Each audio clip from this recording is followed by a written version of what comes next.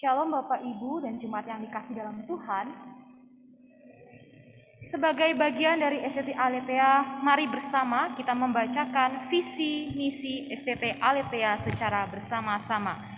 Visi: menjadi lembaga pendidikan teologi yang mengembangkan studi biblika dan teologi reform, yang unggul dalam bidang penggembalaan dan menjadi rujukan bagi gereja-gereja dan lembaga-lembaga pelayan Kristen di Indonesia pada tahun 2022. Misi 1. Menyelenggarakan pendidikan tinggi kependetaan dengan memberikan tekanan pada teori dan praksis penggembalaan yang biblikal dan berwawasan reform. 2. Menyelenggarakan penelitian teologi tentang teori dan praksis penggembalaan yang biblikal dan berwawasan reform yang relevan dalam konteks pelayanan di Indonesia.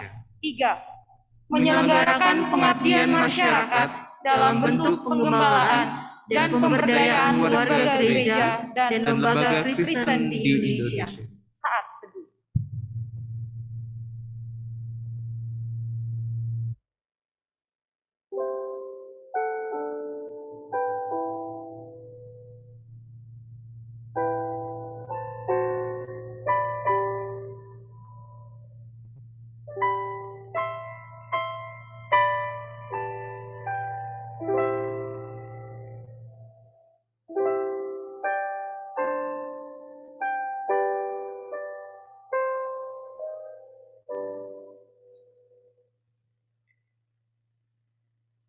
Marilah kita bersorak-sorai untuk Tuhan. Bersorak-sorai bagi gunung keselamatan kita. Marilah kita menghadap wajah-Nya dengan penuh syukur. Bersorak-sorai baginya dengan nyanyian mazmur. Sebab Dialah Allah kita, Sang Gembala yang agung. Dan kamilah umat gembalaan-Mu, tuntunan tangan-Mu. Maka dengarlah bahwa pertolongan kita adalah dalam nama Tuhan yang menjadikan langit dan bumi. Kasih karunia dan damai sejahtera dari Allah Bapa kita dan dari Tuhan Yesus Kristus menyertai kamu sekalian. Dan besertamu juga. Kita juga meskipun dahulu mati oleh pelanggaran, kita telah dihidupkan Allah bersama-sama dengan Kristus. Sebab Ia mengampuni segala dosa kita dengan menghapuskan surat hutang yang oleh ketentuan hukum mendakwa dan mengancam kita. Dan itulah ditiadakan oleh Kristus dengan memakukan dirinya pada kayu salib. Oleh sebab itu, mari kita bersama mengucap syukur kepadanya. Kita muliakan dan tinggikan namanya. Lord, I lift your name on high.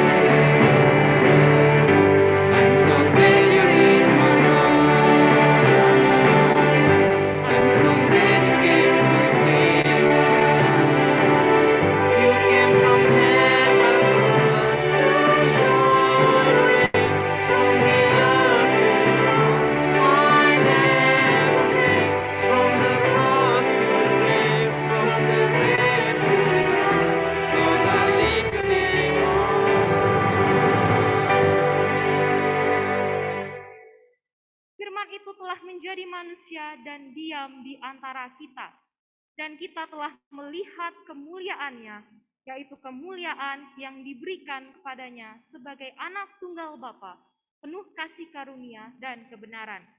Marilah kita bersukacita dan bersorak-sorai dan memuliakan Dia. Yohanes pasal 1 ayat 14 dan Wahyu pasal 19 ayat 7a.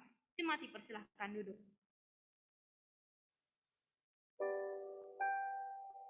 Sebuah pujian yang indah ditulis pada awal tahun 1900-an oleh dua penulis him yang terkenal, yaitu ada Ruth Huberson dan Robert Harkness. Berawal dari seorang pemuda yang ditemui oleh Robert usai mengikuti kebaktian kebangunan rohani di Kanada. Pemuda ini merasakan ketakutan, kekhawatiran, sebab dirinya merasa tidak mampu untuk melewati hari-harinya, untuk menghadapi tantangan ke depannya. Dan melalui pergumulan ini, Robert bersama dengan Ada kemudian menciptakan sebuah lagu, He Will Hold Me Fast. Dan biarlah pujian ini mengingatkan kita bahwa kita sebagai orang berdosa, kita telah menerima anugerah keselamatan melalui pengorbanan Yesus Kristus. Terlepas dari apa yang sudah kita perbuat, biarlah Kristus tetap memegang tubuh kita. Dia menggenggamku.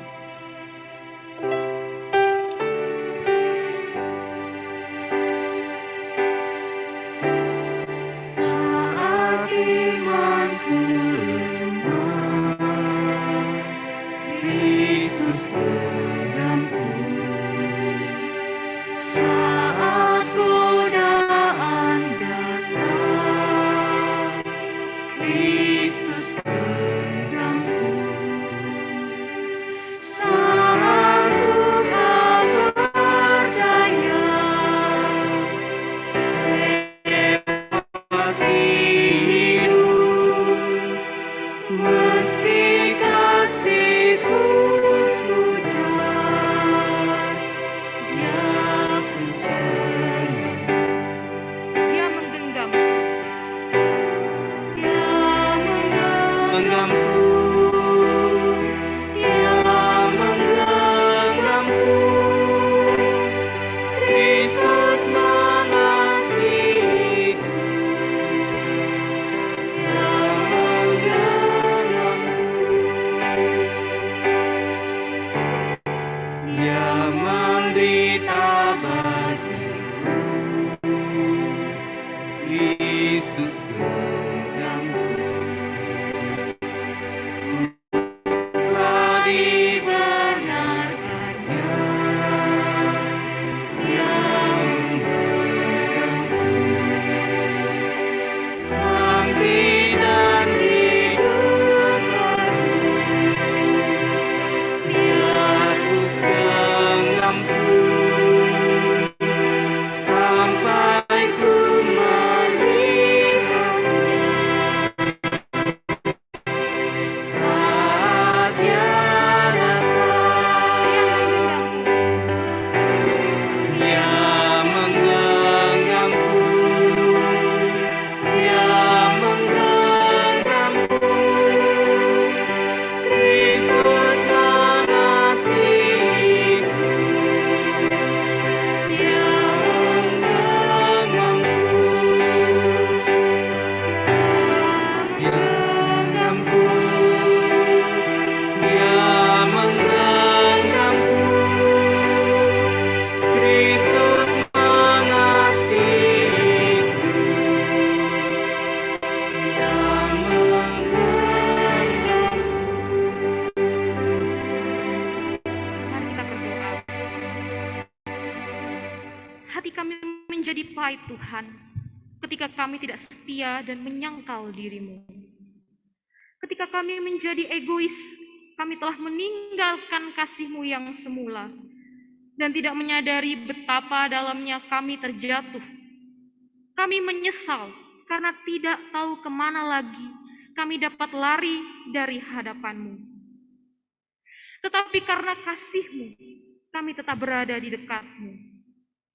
Sebab Engkaulah yang memegang tangan kanan kami, mengangkat kami, dan meniadakan hukuman-Mu terhadap kami melalui kematian di kayu salib. Terima kasih Tuhan untuk kasih-Mu yang begitu besar dan selalu mengingatkan kami yang berdosa ini. Berikanlah kami pengertian untuk dapat mengenal kebenaran-Mu. Amin. Dengarkanlah berita anugerah yang terambil dalam Roma pasal 5 ayat 8 sampai 9. Akan tetapi Allah menunjukkan kasih-Nya kepada kita oleh karena Kristus telah mati untuk kita ketika kita masih berdosa. Lebih-lebih karena kita sekarang telah dibenarkan oleh darah-Nya, kita pasti akan diselamatkan dari murka Allah. Sebagai orang yang telah diampuni dosanya oleh Tuhan, mari bersama-sama kita membaca petunjuk hidup baru yang terambil dalam Galatia pasal 6 ayat 14. 1, 2, 3. Tetapi aku sekali-kali tidak mau bermegah, selain dalam salib Tuhan kita Yesus Kristus, sebab olehnya sekalikan bagiku dan aku baginya. Mari silahkan duduk. Yesus Kristus adalah segala-galanya bagi kita. Oleh karena Ia telah mati dan menyelamatkan kita dari dosa. Dan bahkan Ia yang terus mendorong kita untuk hidup baru bersama dengan Dia. Oleh sebab itu, sudah sepantasnya bagi kita bermegah di dalam Kristus. Hal terbesar yang ku tahu.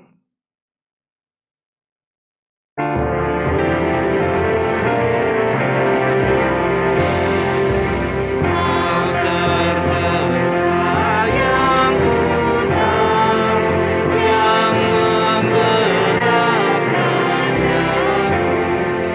Apa yang akan ku dapat, ku bermegah dalam namanya. Yesus Kristus yang disalibkan musuhku, yang ibu sengsaraku, bangkitkan hati yang lesu, pulihkan hati terselubung. Yesus Kristus yang disalib.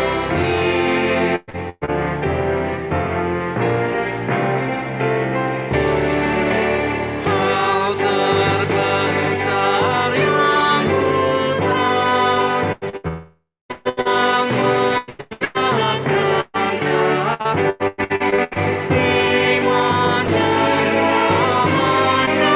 kemenanganku, Dia yang menang atas maut.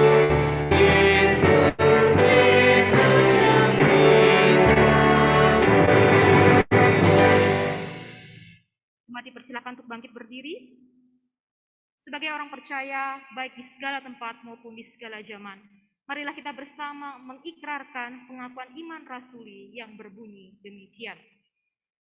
Aku percaya kepada Allah, Bapa yang Maha Kuasa, Khalik langit dan bumi, dan kepada Yesus Kristus, Anaknya yang tunggal, Tuhan kita, yang dikandung dari Roh Kudus, lahir dari anak darah Maria, yang menderita sengsara di bawah pemerintahan Pontius Pilatus, disalibkan, mati dan dikuburkan, turun ke dalam kerajaan maut. Pada hari yang ketiga, bangkitlah dari antara orang mati, naik ke surga, duduk di sebelah kanan Allah, Bapa yang Maha Kuasa, dan dari sana Ia akan datang untuk menghakimi orang yang hidup dan yang mati. Aku percaya kepada Roh Kudus, gereja yang kudus dan am, persekutuan orang kudus, pengampunan dosa, kebangkitan tubuh, dan hidup yang kekal. Amin. Tetap dalam posisi berdiri, kita akan memasuki doa syafaat. Yang pertama berdoa untuk penggunaan aplikasi Peduli Lindungi, yaitu aplikasi yang dikembangkan oleh pemerintah, dan kita bersyukur bila aplikasi ini dapat bermanfaat untuk membantu mensurvei data kesehatan masyarakat terkait dengan pandemik. Mari berdoa agar aplikasi ini tidak mengambil keuntungan dan mengalami kebocoran untuk kasus kapal asing, termasuk Cina yang masuk ke perairan Natuna di Kepulauan Riau. Beberapa bulan yang lalu, Indonesia sempat dihebohkan dengan kehadiran kapal-kapal asing yang berseliweran di Laut Natuna Utara di Kepulauan Riau. Ya, memang tidak mudah bagi Badan Keamanan Laut sendiri untuk menangani kasus ini, khususnya ketika perairan ZEE Indonesia diakui adanya kebebasan navigasi. Mari berdoa agar pemerintah dapat bergerak cepat untuk menyelesaikan kasus ini. Dan doa syafaat ini akan dibawakan oleh Saudara Wisma. Mari kita bersama-sama berdoa. Segala puji, hormat, dan syukur kami panjatkan kepadamu Bapa di surga, atas berkat dan kasih-Mu yang begitu besar bagi setiap kami sampai saat ini. Teristimewa pada pagi hari ini ya Tuhan, kami akan bersama-sama berdoa.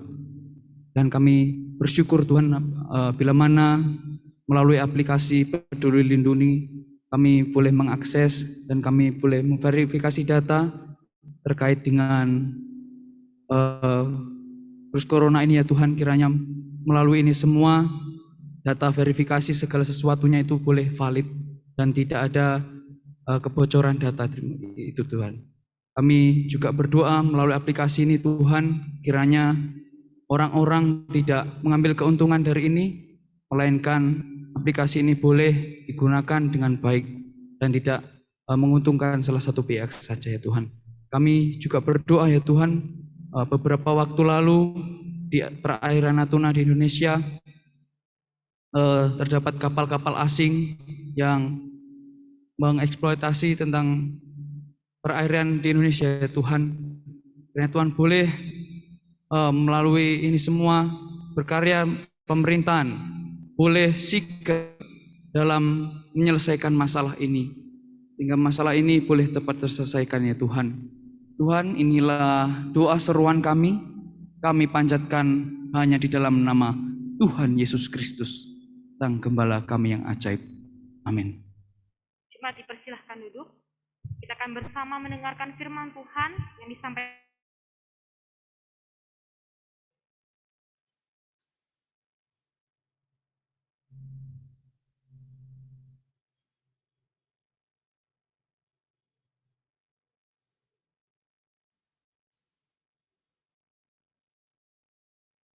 Sama bersyukur hari ini kita boleh lagi mendapatkan kesempatan untuk membaca dan merenungkan kebenaran firman Tuhan. Mari kita berdoa sebelum kita membaca dan merenungkan firman Tuhan. Bapa Surgawi, kami datang kepadamu sekali lagi, kami mohon pertolongan Allah Roh Kudus atas semua kami saat kami membaca dan merenungkan firman-Mu. Kiranya sungguh kekuatan yang dari Allah, pertolongan yang dari Tuhan, boleh memampukan kami memahami kebenaran firman-Mu. Kami berdoa di dalam nama Tuhan Yesus Kristus. Amin. Pagi ini saya akan membacakan bagian firman Tuhan dari 1 Korintus pasal yang kedua, dalam keseluruhan ayat dari 1 sampai 16, tetapi saya hanya akan membacakannya ayat 1 sampai ayat yang ke-5 saja. Demikian bunyi firman Tuhan. Demikianlah pula ketika aku datang kepadamu, saudara-saudara, aku tidak datang dengan kata-kata yang indah atau dengan hikmat untuk menyampaikan kesaksian Allah kepada kamu. Sebab aku telah memutuskan untuk tidak mengetahui apa-apa di antara kamu selain Yesus Kristus, yaitu Dia disalibkan. Aku juga telah datang kepadamu dalam kelemahan dan dengan sangat takut dan gentar. Baik perkataanku maupun pemberitaanku tidak kusampaikan dengan kata-kata hikmat yang meyakinkan, tetapi dengan keyakinan akan kekuatan roh, supaya iman kamu jangan bergantung pada hikmat manusia, tetapi pada kekuatan Allah. Berbahagialah setiap kita yang membaca, merenungkan, dan yang melakukan firman Tuhan dalam hidup yang sehari-hari. Haleluya. Bapak, Ibu, dan saudara-saudari kekasih Kristus, di Amerika pernah ada sebuah acara talk show yang kemudian dikenal sebagai acara yang paling hebat, paling luar biasa, dan acara ini dipandu oleh seorang selebritis yang bernama Oprah Winfrey.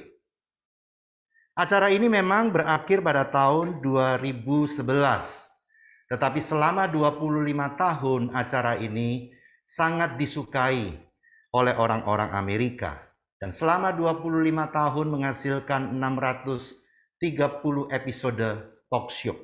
Salah satu talk show yang sangat menarik bagi saya adalah ketika Oprah Winfrey suatu ketika mendatangi sebuah penjara di Amerika Serikat untuk bertemu untuk mengadakan talk show bersama dengan seorang pendeta yang tinggal di dalam penjara itu.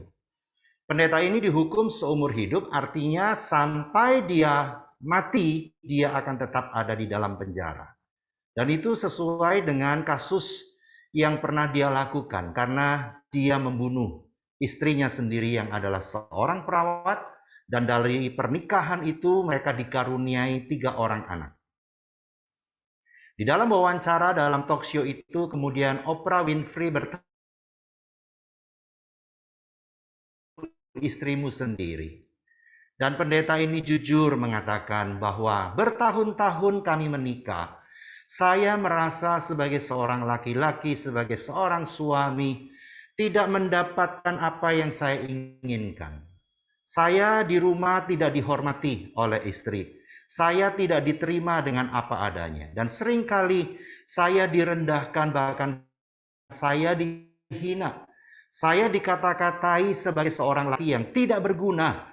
Karena persoalan kebutuhan ekonomi hampir selalu ada masalah di dalam sepanjang pernikahan. Dan dia mengatakan kepada saya, kalau engkau berguna, pasti semua persoalan ini akan bisa selesai dengan baik. Satu pertengkaran terjadi dan itulah yang memicu, kemudian meledaklah saya. Lalu saya habisi istri saya. Ya, katakan itu dengan air mata yang mengenang di mata dari pendeta ini. Bapak, Ibu, dan saudara-saudari kekasih Tuhan, dari cerita ini kita boleh dan bisa melihat bahwa meskipun Kristus telah menjadi milik kita, kita menjadi milik Kristus. Ada bagian-bagian di dalam kehidupan ini yang kadang-kadang tidak bisa dikelola dengan baik. Ketika ada hal-hal yang menjadi kebutuhan tidak terpenuhi dan itu tidak terkelola dengan baik, maka bisa saja suatu saat itu menjadi sebuah ledakan yang hebat. Dan itu membuat kesusahan bagi banyak orang. Bagian ini ingin menjelaskan kepada kita, meskipun kita menjadi milik Kristus, kita dijadikan oleh Tuhan sebagai hambanya, kita tetap memiliki titik-titik kerapuhan di dalam kehidupan kita. Ingin juga menjelaskan kepada kita, betapa kita masih punya keinginan-keinginan yang itu boleh dipenuhi di dalam hidup kita, selain kita sudah memiliki Kristus di dalam kehidupan kita. Banyak dari antara kita yang masih punya keinginan dan merindukan sampai pada hari ini. Oh, betapa bahagianya kalau aku disayang, dihormati, diterima, dicintai oleh pasanganku. Hari-hari ini mungkin juga masih ada begitu banyak orang yang ingin di tempat pekerjaan dihargai, di tempat pekerjaan mendapatkan pujian dan lain sebagainya. Ada banyak di antara kita mungkin yang masih merindukan dihormati walaupun tidak sampai kepada level gila akan kehormatan. Memiliki barang ini dan barang memiliki tabungan dengan nilai-nilai tertentu. Dan tentu masih ada begitu banyak keinginan-keinginan yang lain. Apakah salah kalau kita di dalam diri ini punya keinginan-keinginan yang seperti itu? Bagi saya tentu saja tidak. Tetapi itu akan bisa menjadi sebuah masalah yang serius. Kalau kemudian kita terganggu, kita merasa tidak bahagia karena adanya keinginan-keinginan itu yang belum tercapai di dalam kehidupan kita. Bapak, Ibu, dan saudara-saudari kekasih Kristus, soal memiliki keinginan yang lain selain Kristus itu juga pernah ada di dalam kehidupan jemaat di Korintus. Jemaat Korintus ini adalah sebuah jemaat yang luar biasa. memiliki keunikan, memiliki kelebihan yang khusus yang diberikan oleh Tuhan. Di dalam jemaat ini ada orang-orang hebat, ada Apolos, ada Paulus. Juga jemaat ini dikaruniai karunia-karunia rohani yang bervariasi, yang begitu banyak macam di dalam kehidupan mereka. Mereka hidup berkelompok. Tidak selalu bahwa hidup berkelompok itu. Gereja juga berusaha membentuk kelompok-kelompok kecil di dalam gereja sebagai kelompok-kelompok pemuritan. Tetapi di dalam jemaat Korintus, mereka berkelompok karena di balik itu juga ada keinginan yang lain. Keinginan itu adalah ingin menjadi yang daripada kelompok yang lain. Mereka memiliki Kristus, iya, namun bagi mereka itu tidak cukup. Mereka ingin dianggap sebagai yang dan yang terjadi di dalam kehidupan mereka kemudian adalah mereka berselisih, mereka konflik satu dengan yang lain. Bagaimana dengan kita, Bapak, Ibu, dan Saudara yang dikasihi oleh Tuhan? Engkau dan saya yang telah meyakini bahwa kita dipanggil secara khusus untuk melayani Tuhan sepenuh waktu. Kita memberi diri saat ini atau sudah dan pernah berada hidup dalam asrama sekian tahun lamanya untuk dipakai oleh Tuhan. Pertanyaannya adalah, apakah kita bisa bahagia bila saat ini atau suatu saat nanti kita berada pada sebuah titik dan kita merasa bahwa kita tidak memiliki yang lain kecuali hanya Kristus saja di dalam kehidupan kita? Ataukah di dalam diri kita diam-diam masih ada sebuah rasa bahwa aku akan bahagia, sepenuhnya bahagia kalau aku memiliki Kristus ditambah dengan pasangan yang memberikan perhatian, pasangan yang menghormati, pasangan yang menerima apa adanya. Saya akan bahagia kalau saya memiliki Kristus ditambah dan lain sebagainya. Bapak, Ibu, dan saudara-saudari kekasih Kristus, apabila kita masih sering merasa seperti ini, maka kita sebagai gembala yang rohani perlu memperhatikan dengan sungguh hidup kita di bawah terang firman Tuhan dengan menjawab pertanyaan, apakah saya sudah sedang hidup dalam hikmat Allah? Paulus menasihati agar setiap kita, setiap hari, setiap waktu bergantung kepada hikmat Allah, bukan bergantung kepada hikmat manusia. 1 Korintus 2 ayat 5 mengatakan, supaya imanmu jangan bergantung kepada hikmat manusia, tetapi pada kekuatan Allah. Kata bergantung itu menunjuk kepada pengertian di dalam atau direndam. Bila kita ingin merasakan Kristus itu lebih dari cukup di dalam kehidupan kita, bila kita ingin merasakan sebuah kebahagiaan walaupun pada satu titik tertentu kita merasa hanya memiliki Kristus dan yang lain tidak ada, maka kita harus memindahkan hati dan pikiran kita dari rendaman kepada rendaman hikmat Allah itu. Dengan kata lain, kita tidak lagi ditenggelamkan dalam hikmat manusia, tetapi kita ditenggelamkan di dalam hikmat Allah. Hikmat manusia akan mengatakan, kebahagiaanmu akan bertambah jika sudah memiliki Kristus, ditambah cintamu disambut dengan kedua tangan terbuka. Hikmat manusia itu akan mengatakan, kebahagiaanmu akan naik level bila sudah memiliki Kristus ditambah. Kamu ditempatkan melayani praktek 1 tahun di gereja anu yang besar itu. Bila saat ini Bapak, Ibu, dan Saudara, kita tenggelam dalam hikmat manusia, sehingga kita menjadi terganggu dan tidak bahagia, padahal kita sudah sangat yakin menjadi milik Kristus dan Kristus ada di dalam hidup kita, maka sebenarnya kita sedang hidup dalam sebuah misbelief, sebuah kepercayaan yang palsu. Saat kita hidup dalam misbelief, dalam kepercayaan keyakinan yang palsu, maka kita akan bisa dengan mudah menjadi orang yang membuat kesimpulan sendiri terhadap segala sesuatu yang terjadi di dalam kehidupan kita. Paulus mengingatkan mereka agar mereka sungguh tidak lagi tenggelam di dalam hikmat manusia, tetapi sungguh tenggelam di dalam hikmat Allah. 1 Korintus 2, 15, 16 di dalam bacaan itu berbunyi seperti ini. Tetapi manusia rohani menilai segala sesuatu, tetapi ia sendiri tidak dinilai oleh orang lain. Sebab siapakah yang mengetahui pikiran Tuhan sehingga ia dapat menasehati dia? Tetapi kami memiliki pikiran Kristus.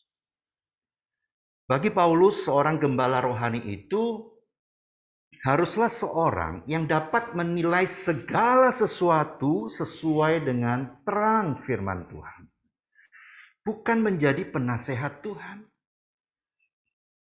Kata menasehati dalam ayat 16 itu menunjuk kepada pengertian mengarahkan, atau bisa juga diartikan sebagai membuat kesimpulan yang didasarkan pada hikmat manusia. Dan yang seringkali itu muncul dilatar belakangi oleh kecurigaan, oleh prasangka yang buruk. Bapak, Ibu, dan saudara-saudari kasih Kristus, peristiwa kematian Lazarus, saudara Maria dan Marta, bisa menolong kita untuk mengerti bagian ini. Sebelumnya Tuhan Yesus sudah dikabari jika Lazarus sakit keras, dan ternyata Tuhan Yesus tidak segera datang menjumpai Lazarus. Malah Kristus itu menunda kedatangannya dan matilah Lazarus. Setelah Lazarus 4 hari ada di dalam kuburan untuk menemui keluarga yang sedang berduka. Saat Marta dan Maria bertemu dengan Kristus, mereka pun berkata kepada Tuhan Yesus dengan mengatakan, seandainya Engkau datang lebih cepat, tentu Lazarus tidak akan mati. Marta dan Maria tidak hanya menasehati, tetapi mereka pun membuat sebuah kesimpulan tentang Tuhan. Dan itu berdasarkan hikmat manusia. Berapa banyak dari kita yang seringkali membuat kesimpulan-kesimpulan sendiri sebelum segala sesuatunya itu sampai kepada titik yang seharusnya. Membuat kesimpulan tentang Tuhan, membuat kesimpulan tentang diri sendiri, membuat kesimpulan tentang keadaan keluarga, membuat kesimpulan tentang pelayanan dan lain sebagainya. Saya pernah menjadi orang yang sangat tidak bahagia. Adalah ketika saya menyadari ketika berada di asrama, ternyata sampai 5 bulan saya belum membayar uang asrama. Saya menjadi orang yang kehilangan sukacita pada hari itu. Saya merasa bahwa saya ditenggelamkan dalam hikmat manusia.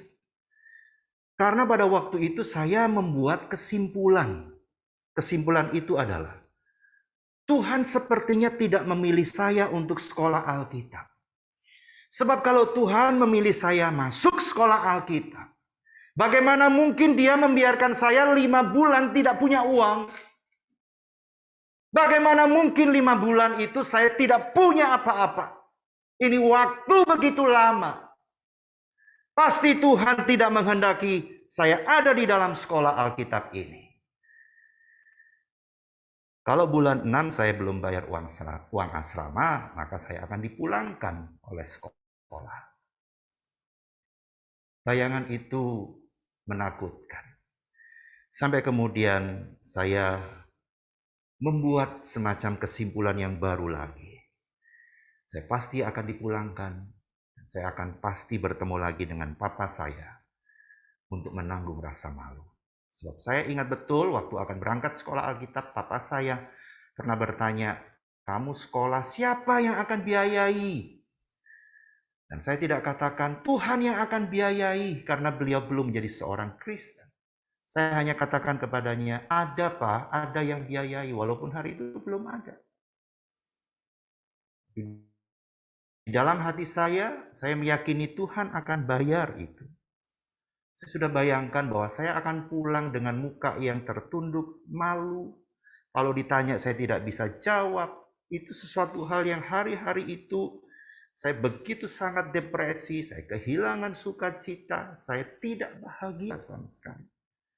Walaupun saya tahu, saya punya Tuhan Yesus. Hikmat manusia itu menenggelamkan saya. Saya juga pernah merasa tidak bahagia saat saya berada di ladang pelayanan. Di sebuah pos menjadi gembala pos yang dulu itu menjadi cikal bakalnya GKT Bumi Permai. Saya masuk tahun 95 dengan kehadiran jemaat di ibadah minggu rata-rata 15 sampai 20 orang.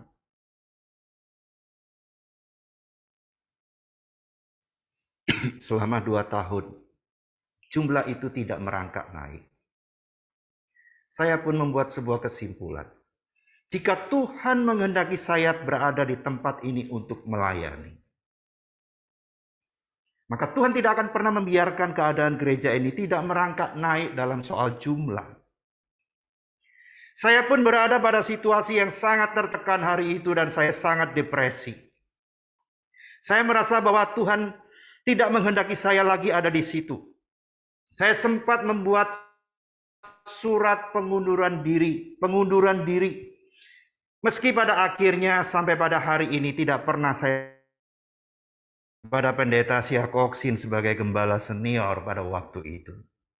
Saya hidup di dalam sebuah misbelief, sebab saya telah memberi diri tenggelam di dalam hikmat manusia. Saya memiliki Kristus, tetapi hari itu saya stres, saya tidak bahagia, saya kehilangan sukacita. Bapak, Ibu, dan saudara yang dikasihi oleh Tuhan, siapa di antara kita yang hari ini yang mengaku sudah menjadi milik Kristus, dan Kristus ada di dalam hidupnya, tetapi tidak bahagia? Bisa jadi saat ini kita masih hidup di dalam sebuah misbelief. Dan mungkin ada dalam misbelief yang lain juga yang begitu menyesatkan. Maka nasihat firman Tuhan mengatakan kepada kita adalah, keluarlah kamu dari rendaman hikmat dan tenggelamkan dirimu dalam hikmat Allah, supaya engkau bisa menilai segala sesuatu dengan benar. Sebagai pemimpin, sebagai gembala yang rohani, kita harus membersihkan misbelief yang menjadi rintangan di jalan kebahagiaan yang Tuhan berikan kepada kita. Bila kita dengan Kristus tidak bahagia hari ini, maka sebagai pemimpin yang rohani, apakah yang dapat kita tularkan kepada orang-orang yang kita layani? Kita harus terus-menerus merendam hati dan pikiran kita dalam hikmat Allah. Saudara, Kristus yang memanggil kita adalah Kristus yang sama, yang bersedia mati bagi kita. Dan Dia adalah Tuhan yang telah bangkit.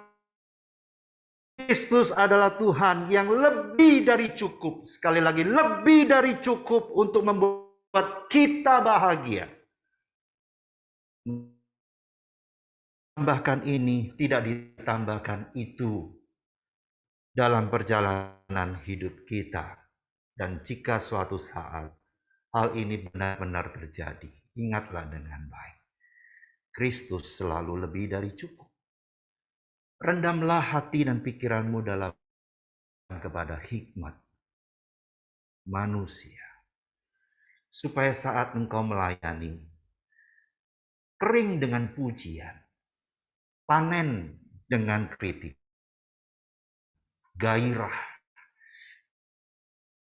tidak jatuh di dalam depresi, tetapi engkau tetap punya tujuan untuk memuliakan Kristus. Hari-hari ini dalam pelayanan, rekaman online dan lain sebagainya, saya berharap bahwa tidak ada yang menjadi bila rekaman-rekaman yang kita buat untuk melayani Tuhan itu, tidak banyak yang melihat, tidak banyak yang memberikan like. Karena biarlah Kristus cukup dari apapun. Kiranya Tuhan boleh dimuliakan lewat hidup kita. Mari kita berdoa. Tuhan, tolonglah kami terus-menerus supaya sungguh kami boleh hidup dalam hikmat Allah. Berikan kepada kami keberanian yang kudus untuk keluar dari hikmat manusia. Dan kami memberikan diri kami untuk selalu ada di dalam Kristus, di dalam kebenaran firman Tuhan, sehingga kami boleh dimampukan menilai segala sesuatu dengan tepat, dengan benar, seperti yang Tuhan kehendaki. Jadikanlah kami gembala yang rohani, ya Tuhan, yang boleh merasakan bahagia terlebih dahulu dengan Kristus, oleh karena kami merendam hidup kami dalam hikmat Allah tiap-tiap hari. Kami berdoa di dalam nama Tuhan Yesus Kristus. Amin.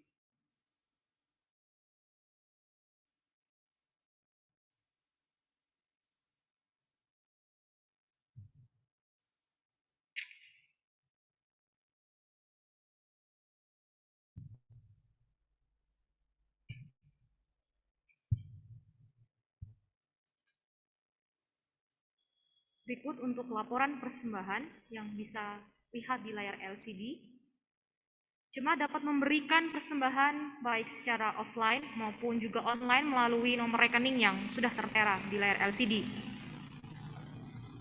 Hendaklah kita di dalam hidup bersama menaruh pikiran dan perasaan yang terdapat dalam Kristus Yesus, yang walaupun dalam rupa Allah tidak menganggap kesetaraan dengan Allah itu sebagai milik yang harus dipertahankan. Mari bersama kita menaikkan satu pujian. Kiranya pikiran Kristus penebusku.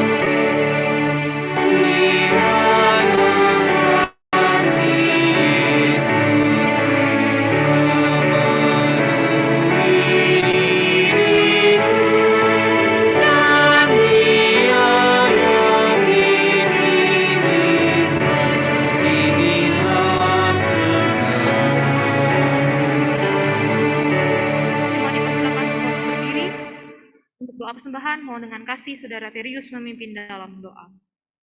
Mari kita masuk dalam doa. Bapa, kami bersyukur buat kesempatan kami boleh bersama untuk beribadah pada pagi hari ini, Tuhan. Dan kami juga sudah memberikan persembahan. Kiranya persembahan yang kami berikan ini boleh digunakan untuk pekerjaan tangan Tuhan di tempat ini. Terima kasih ya Tuhan, dalam nama Tuhan Yesus kami telah berdoa. Amin.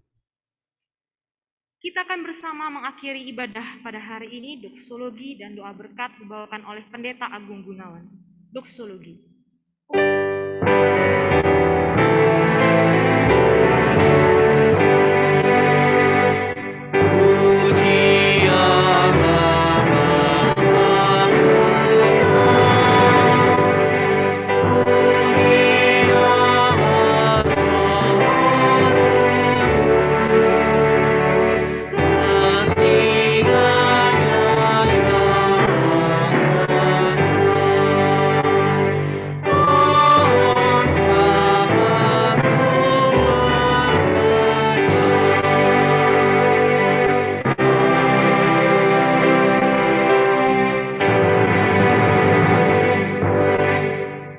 Mari saudara-saudara kita tinggalkan ruangan ini dengan membawa dan menghidupi firman Tuhan.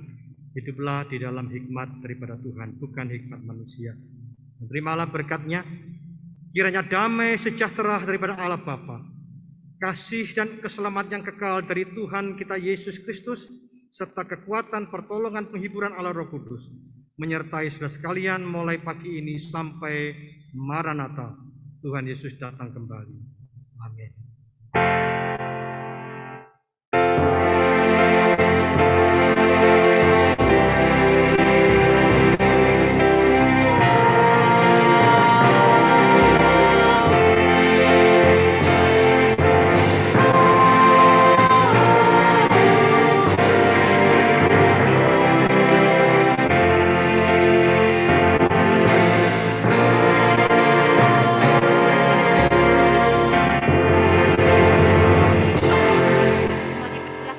Silakan mengambil saat teduh. Tuhan Yesus memberkati.